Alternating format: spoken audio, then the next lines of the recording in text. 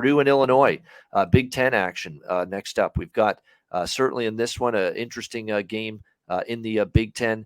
Illinois 6.5-point home favorites, 45.5. The total is getting bet down, it looks like, as we speak.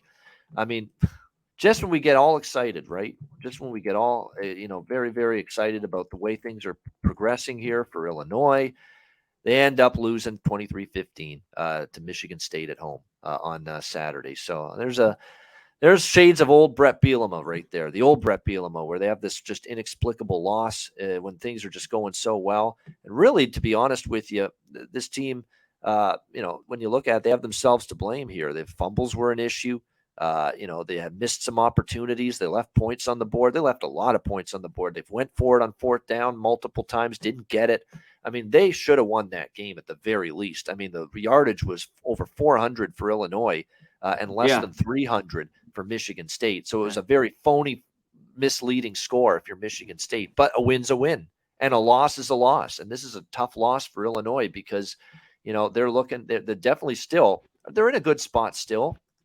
They could still win the Big Ten West Division. It's not like that loss crippled them by any stretch. They're still 4-2 in the conference, and they're still one game ahead of everybody. That logjam of teams that are 3-3, Iowa, Wisconsin, Purdue, and Minnesota.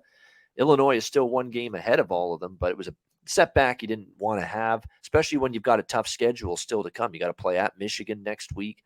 This game, even against struggling Purdue, is never going to be an easy game, although you got to wonder where Purdue is at offensively. I mean, 24-3 against Iowa in their last game, not good. Aiden O'Connell struggled, no touchdowns, 2 interceptions. It was a very poor game on his part. And this is another guy you have to ask, was he 100% healthy in that game against Iowa? But, it's definitely, I would think, an Illinois team after a loss, maybe a wake-up call. That they bounce back here in this game. It was just shocking, too, that they lost to Michigan State at home. They're back home here. They still have a good home record this year, 5-1 straight up, 4-2 against the spread. I think if I had to, I'd lay the points, but I don't know if I will yet. What do you think, Conor, Mac?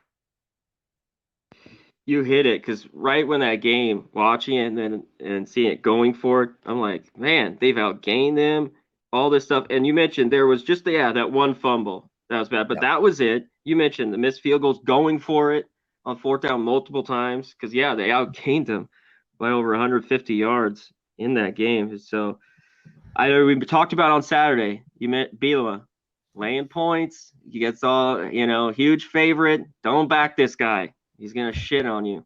And he did. So I'm glad I stayed off there. But Purdue on the other side. What's with O'Connell? Is he really hurt? He looks awful. I mean, he was 20 of 43. Talking about no TDs, 2 picks. They couldn't do anything. They make this Iowa offense look good. This is one, man, it's tough. If this touches 7, can I even look at Purdue now? Can I back them? Is O'Connell all right? Because when he's going, I think he's a pretty solid quarterback in college football. And then the Purdue defense is kind of slipping as well. So I'm going to wait on this one a little bit more a week. I do have to say, Illinois game, this number, under. They can get into just a slow style game. So at 46, 45.5, take the under here.